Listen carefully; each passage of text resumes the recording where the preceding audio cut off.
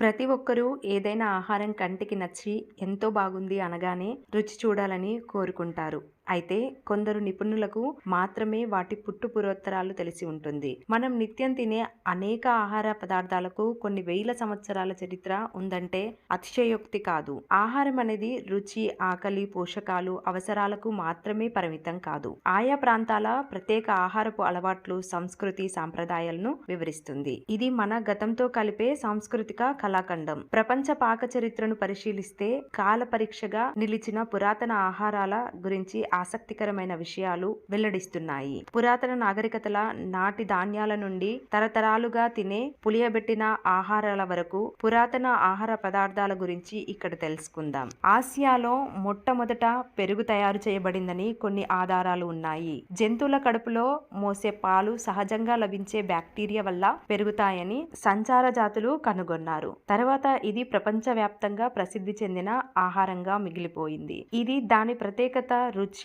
Probiotic ప్రయోజనాలకు అత్యంత విలువైనది. వరి సాగు అనేక ప్రాచీన నాగరికతలకు మూలస్తంభం. చైనాలో వ్యవసాయానికి సంబంధించిన ఆధారాలు ఉన్నాయి. బియ్యం పోషక విలువ ఆసియా వెలుపల ఒక ముఖ్యమైన ఆహార వనరు. ఇప్పటికీ కొన్ని ప్రాంతాల్లో పురాతన వరి రకాలను సాగు చేస్తున్నారు. వైన్ ఆచారం వేడుకలకు చిహ్నం. ఆర్మేనియాలో కనుగొనబడిన పురాతన వైనరీ పెద్ద మట్టి పాత్రలో ద్రాక్ష కిణ్వ ప్రక్రియ జరిగినట్లుగా సూచిస్తుంది. వైన్ తయారీ కళ చాలా సంవత్సరాలుగా ఉంది. పోలాండ్ లో చీజ్ తయారు చేయబడినది. పురావస్తు పరిశోధనలు నియోలిథిక్ మానవులకు జున్ను ఉత్పత్తి చేయడానికి పాలను విరగొట్టే ప్రక్రియ గురించి తెలుసునని సూచిస్తున్నాయి. తర్వాత వివిధ సంస్కృతులు ప్రత్యేకమైన జున్ను రకాలను అభివృద్ధి చేశాయి. ప్రతి ఒక్కటి ప్రాంతీయ అభిరుచులు, అందుబాటులో ఉన్న వనరులను ప్రతిబింబిస్తుంది. మనకు తెలిసిన పురాతన ఆహారాలలో తేనె కూడా ఒకటి. ఇది సుమారు 8000 సంవత్సరాల నాటిది. ఇది స్వీటెనర్ మాత్రమే కాదు, దాని విలువైన ఔషధ గుణాలకు కూడా పేరుగాంచింది. స్పెయిన్ లోని పురాతన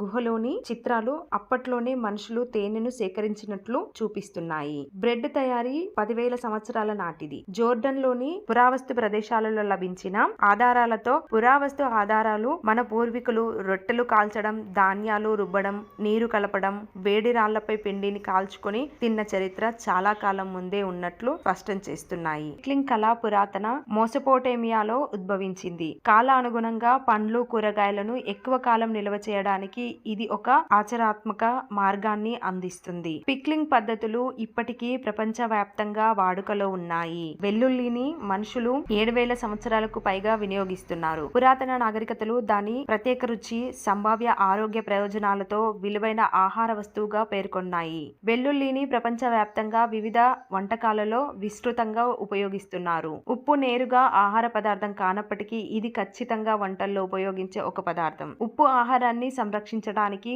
మాత్రమే కాకుండా పురాతన వాణిజ్యంలో విలువైన వస్తువుగా కూడా ఉపయోగించబడింది. ఆహారాన్ని సంరక్షించడంలో ఉప్పు ప్రత్యేకత స్పష్టంగా ఉంది. ఇలాంటి మరిన్ని వీడియోస్ కోసం సబ్స్క్రైబ్ చేసుకోండి.